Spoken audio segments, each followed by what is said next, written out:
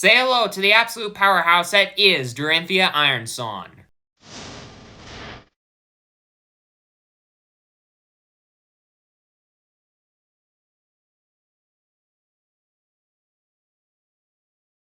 Hello and welcome to the table, and today I'm back with another deck tech video, this time for Dorinthea Ironsong, and let's dive right into things, starting off and talking about Dorinthea herself, a 4-elect, 40 health warrior that says once per turn, has a once per turn effect. Whenever a weapon you control hits, you can attack with it an additional time. It's pretty good. Getting to attack with weapons multiple times, especially something like a Dawnblade, is pretty powerful. And Dawnblade here is a 1-cost, 3-attack weapon that you can attack with, 2-handed weapon that you can attack with, and it says if it hits and it's the second time it has hit this turn, you put a +1 power counter on it. But at the beginning of your end phase, if it has not hit, you do have to remove all the counters from it. So it can get really big, but it's really hard to get that first counter on it. And then if it doesn't hit once you do get that counter on it, well, if you don't hit again, it is going to lose those counters. But once you get 1 counter, it's easier to get 2, which is then easier to get 3. So it can be very snowball-y, but it takes a lot of setup. So the equipment suite can help with that. The first one that can help with that being Braveforge Bracers, a 2-block battle-worn arm piece that has a once per turn action. You can spend a resource, so your next weapon attack this turn gets +1 power. But you can only activate this ability if a weapon you control is hit this turn. So it's got to have attacked once and hit in order to get the buff from the Braveforge Bracers, which doesn't seem great, but for 1 resource to get a +1 power buff, you're going to have resources lying around anyways, because you're pitching one, generally, like unless it's a turn where you're using the Courage, 2 cards. So the Braveforge Bracers is likely going to be activated because you're going to have resources lying around. So it's innocuous, but it's good. It does work. And then there's Courage of Bladehold, probably the best one for this deck. Equipment piece for this deck. It's a 2-block temper chest piece that as an action you can destroy it. So your weapon, your sword, attacks cost 1 less for the turn. Your Dawnblade costs zero to attack with. So that's really good for you. Really good for you. Plus, you know, in combination with something like a Steel Blade Supremacy Twinning Blade, or a Glistening Steel Blade Twinning Blade. The fact that you can use Courage Bladehold to attack 3 times, best case scenario, like absolute best case scenario, 4 times, with the Dawnblade, spending no resources to come with the Dawnblade, each of those times is dumb. Like, really dumb. So, yeah. But then there's Refraction Bolters, a 1-block battle-worn leg piece that when it hits, a weapon attack hits, you may destroy Refraction Bolters to then give that attack Go Again. If you couldn't tell, the deck's kind of built around Dawnblade, if you couldn't tell already. But then there's Helm of the Sharp Eye, a 1-block battle-worn headpiece, probably the worst of the bunch as far as the equipment suite goes. But as an attack reaction, you can spend a resource, blow it up, say the banish, you get to banish the top card of your deck, and you may play it, this combat chain, but you can only activate this ability while you control a weapon with power greater than twice its base. Which, yeah, that's not too hard to do, but, like, it's not a crazy effect. It's not gonna, like, do tons of work for you like the other ones do. I would say of the bunch, like, Braveforge Bracers, Courage, Refraction Bolters, all 3 of those are going to do something for you. Like, you're gonna be able to get effects and value off of them in every single game that you play with Dorinthea generally. Whereas Helm of the Sharp Eye, it's only gonna, like, do a lot of work for you 1 out of every, let's say, 5 games. So Helm of the Sharp Eye, it's good when it's good. Don't get me wrong. But it's not, like, consistently every game gonna put in the work that the other 3 pieces of equipment do. So just keep that in mind. But then, getting into the main deck, it's kind of split into 2 categories. Cards that all care about Dawnblade, obviously, but half of them, sort of, like the first half of the deck, cares about giving Dawnblade Go Again, in addition to sometimes buffing it. Then the other part of the deck, the other half of the deck, is just exclusively, let's buff Dawnblade to the freaking moon. So, let's dive right into it, starting off with the Go Again category. And the first card that can give Dawnblade Go Again, or pseudo Go Again, is Lead with Speed, a 1-cost warrior action with Go Again that blocks for 2, only 2 block in the deck. But it says your next warrior attack this turn gets +3 power, so already Dawnblade, 2 resource, 6 power attack. and you get to create an agility token. So at the start of your next turn, the agility will pop, and get your next attack go again. So it's kind of setting things up to make it easier for you to pop off on the following turn, which is really good for you. Because setup is what this deck is designed to do.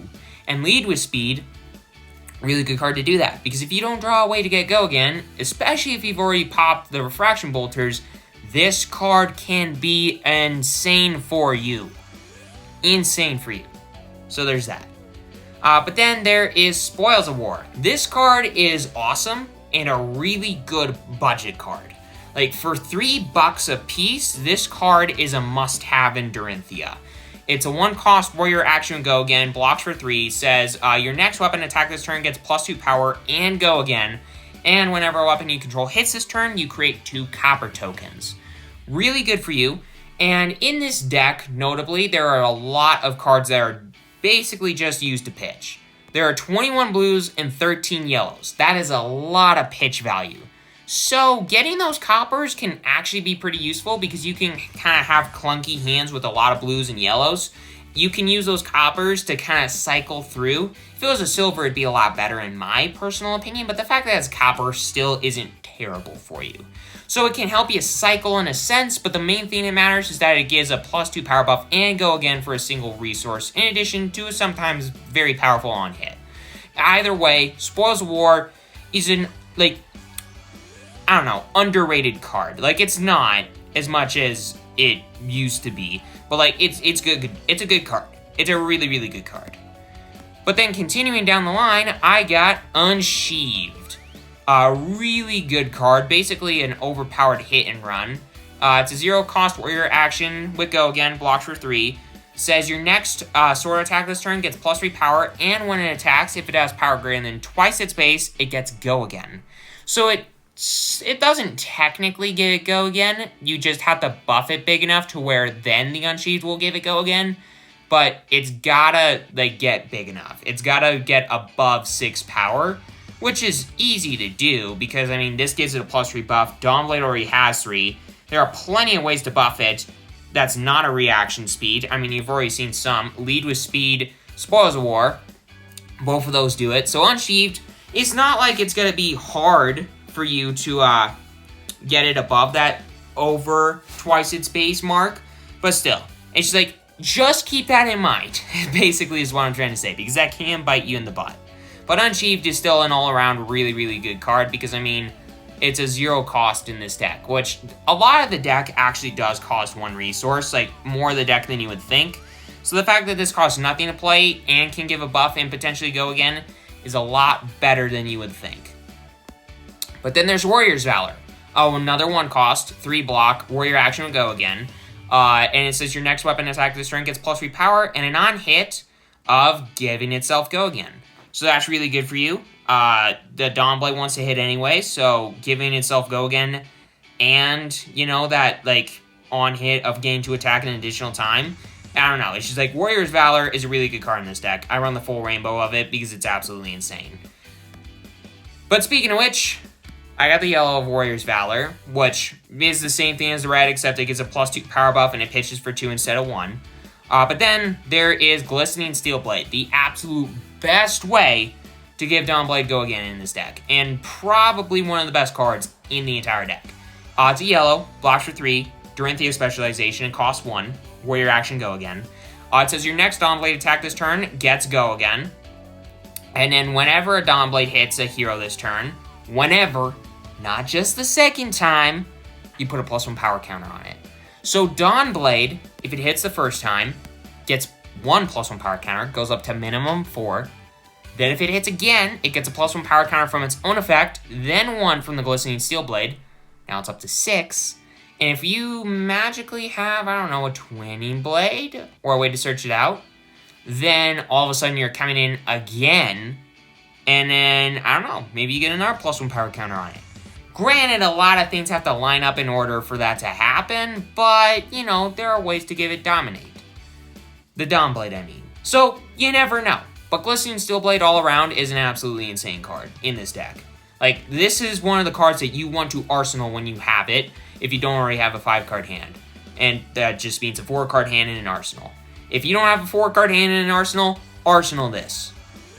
Just wait to play it until you do the big dumb setup turn, or the big power turn. But then continuing down the line, I got a couple of more blues that give Go Again. I got the Yellow Warrior's Valor, pitches for 3, only gives a +1 power buff, yeah. But then the rest of them are new. The first one being Hit and Run, which Worse Unsheathed I was talking about earlier, but this is the blue one. Pitches for 3, blocks for 3, costs nothing, just gives your next weapon attack this turn Go Again. But if you've attacked with a weapon this turn already, your next attack this turn gets +1 power.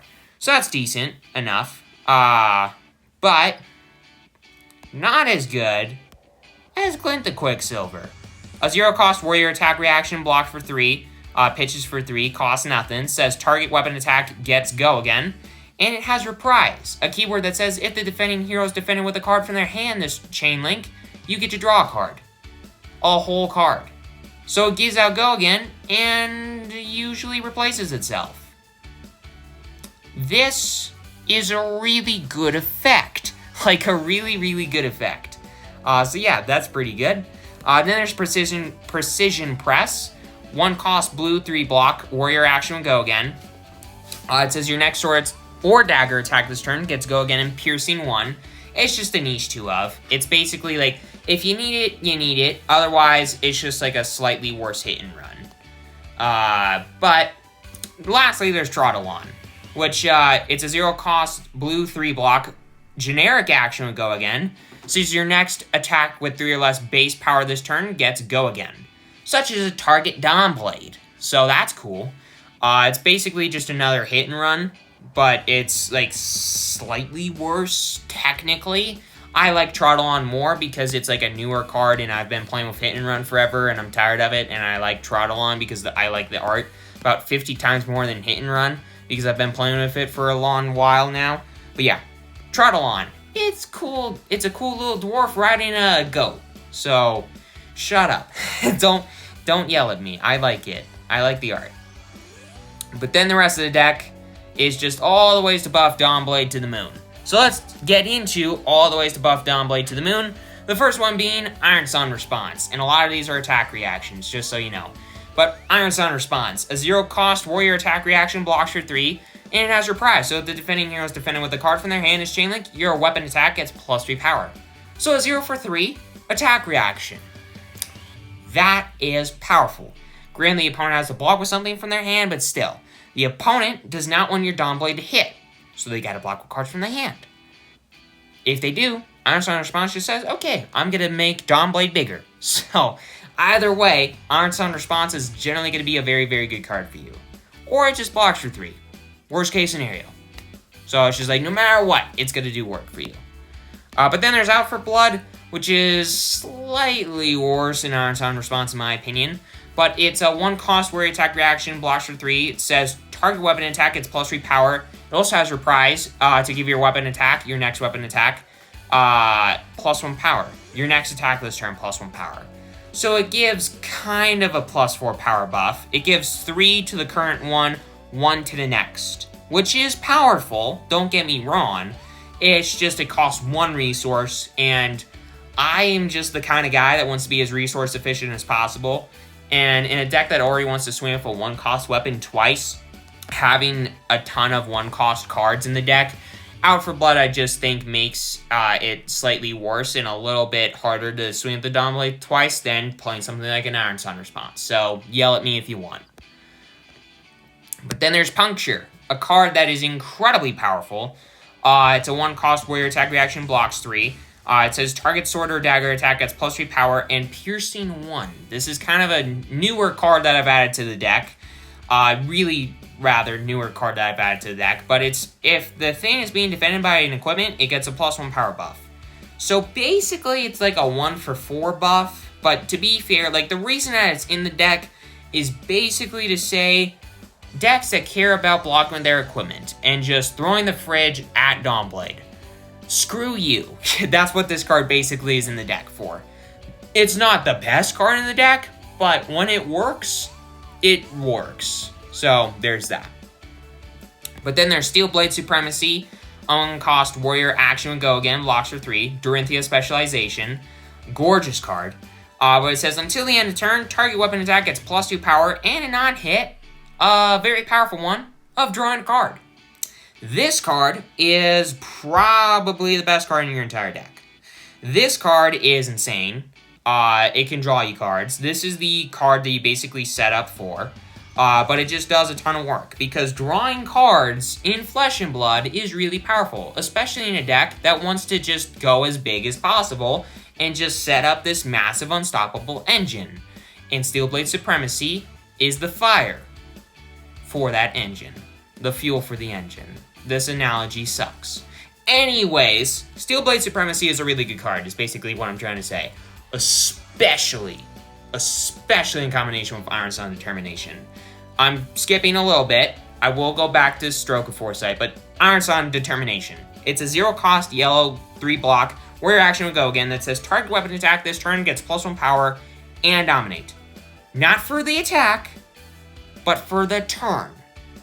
So, Steelblade Supremacy gives a 2 power buff. This gives a 1 power buff and dominate. So all of a sudden, you're coming in with Dawnblade for 6 dominate on hit, draw a card. Yeah. And if you pop the Courage Blade hold, making all the Dawnblade attacks cost 1 less, that's just better for you. Way better for you. But yeah, Ironsong Determination is a busted card in this deck. It's only a 2-of, just because it doesn't give out Go Again. But, like, it's a good card, but I feel like you don't need 3 copies of this card.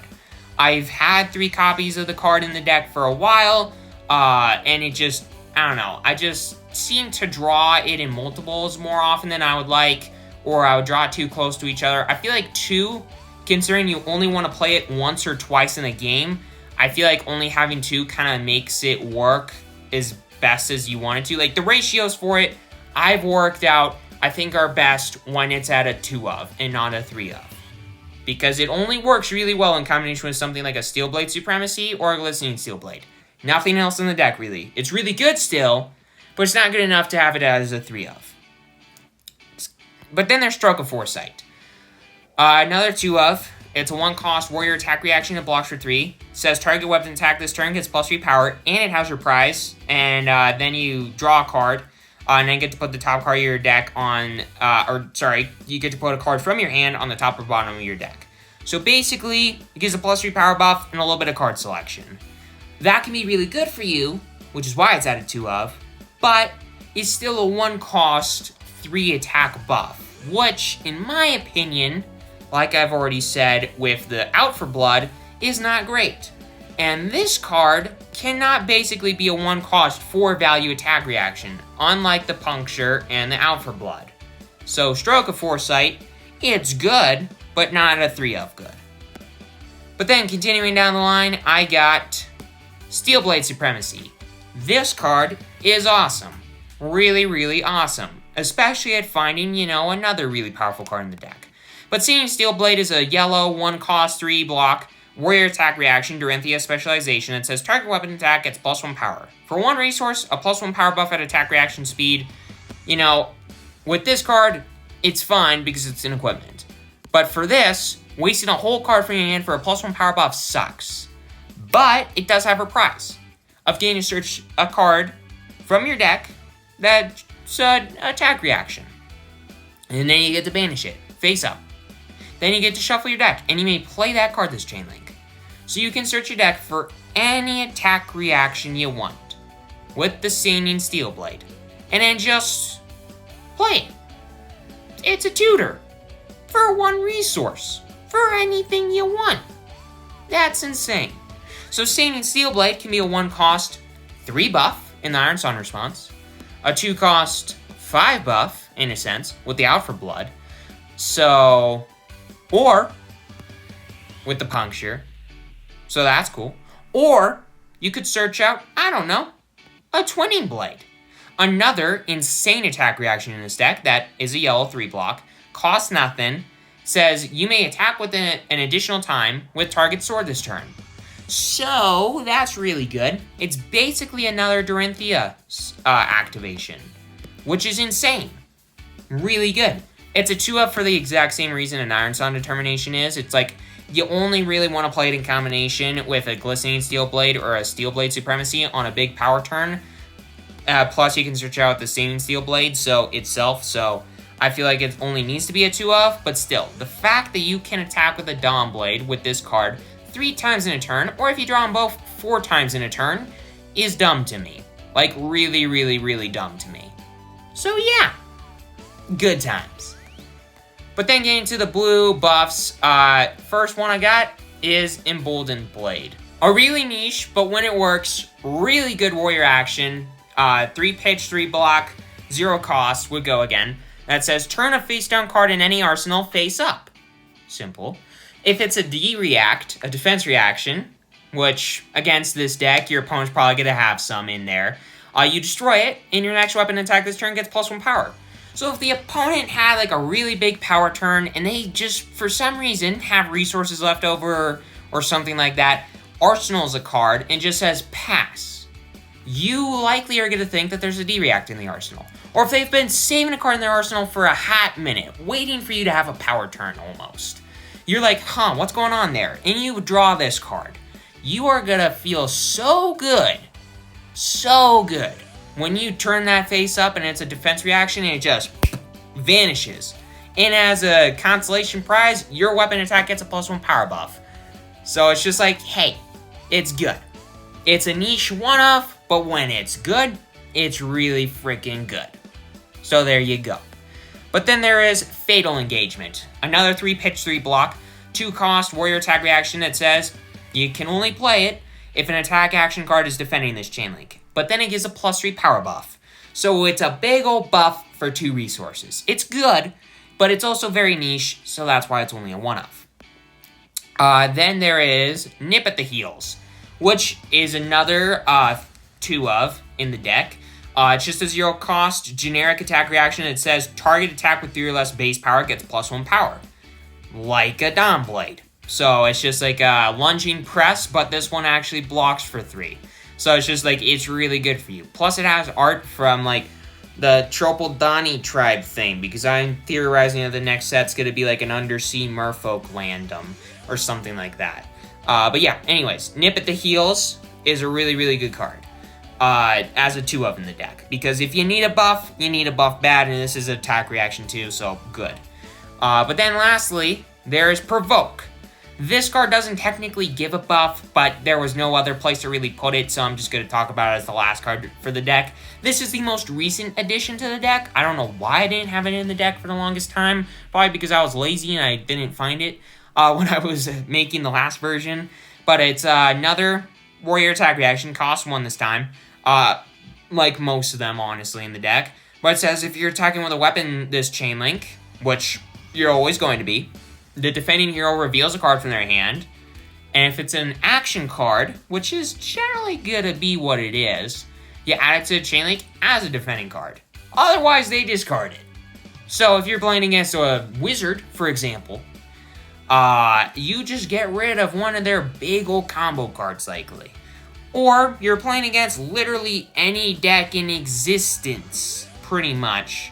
You're just going to strip a card from their hand, and they're likely not going to want that card to go. So, Provoke, because they probably would have blocked with it if it was not... Basically, this card is really good for you when the opponent's blocking you out, you have resources left over, you really wanted to play attack reactions to buff it up, and then keep going, and then swing again for a second time, maybe threaten that on hit. No, you can't do that. This is a way to basically strip more cards from the opponent's hand and say, okay, have fun on your next turn, you're going to have less resources, screw you. So, it's just like, it's good. When you're already losing the fight, this is a way to basically get a little bit more out of the opponent to help you win the war. But then there's the inventory, which is pretty simple. It hasn't changed too much since the last time. Well, it's actually changed quite a bit. It's changed quite a bit since the last time.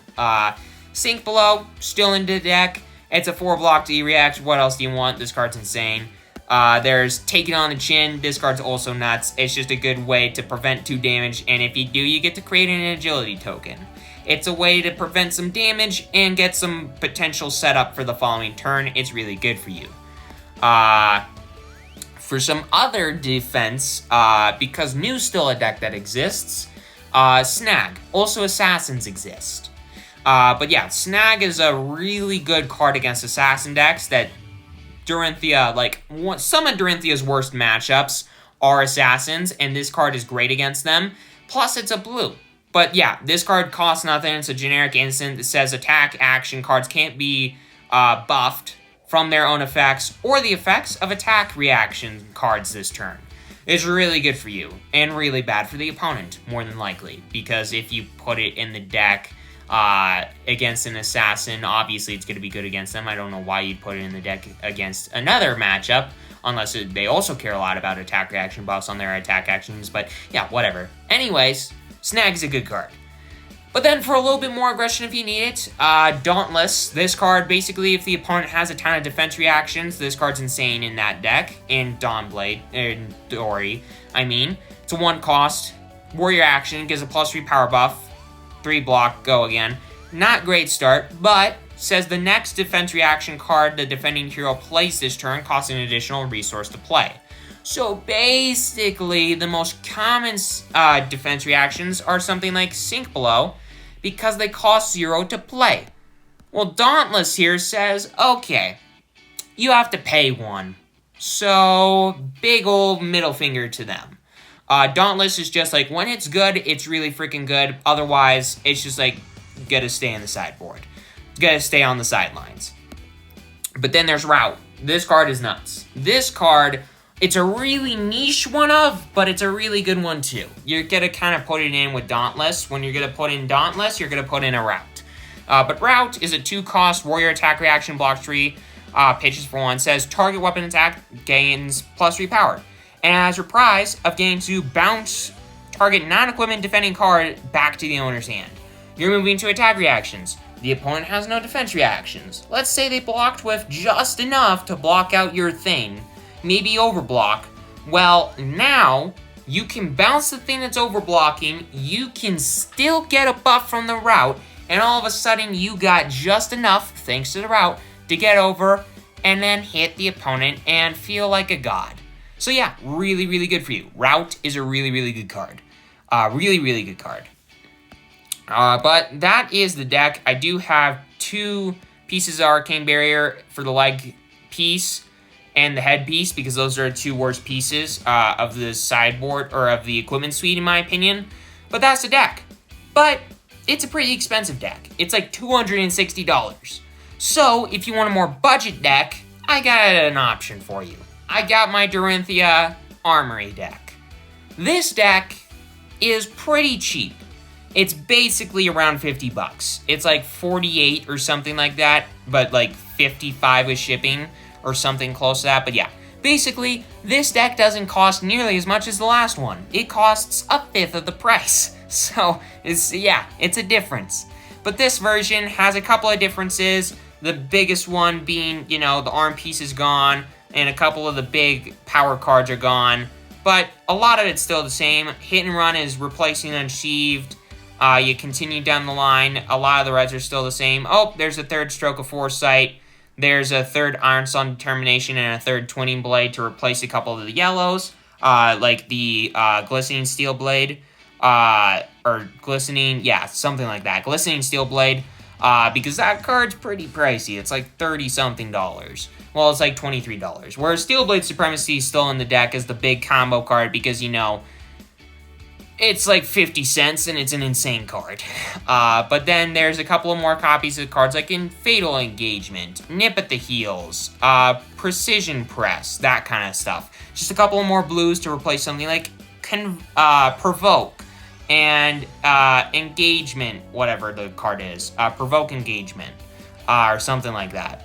The sideboard is also fairly similar, except now, instead of Snags, we went up another copy of Route, up 1 copy of Ironsun Pride.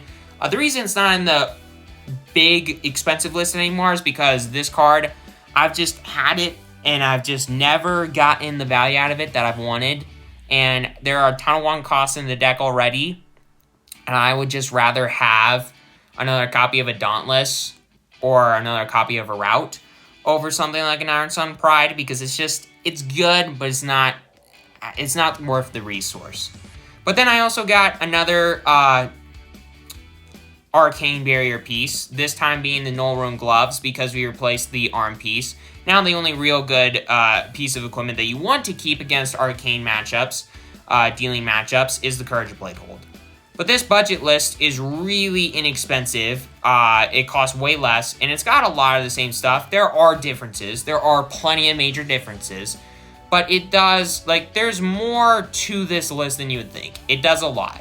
It's pretty good. For $60 especially, and having an inventory, my Dorinthea, like, armory deck, quote-unquote, I think is very powerful and good. But that's the video. Hope you all enjoyed. Make sure you hit that subscribe button. Hit that like button. It's completely free, no credits. Have a great rest of your day, everybody. Enjoy.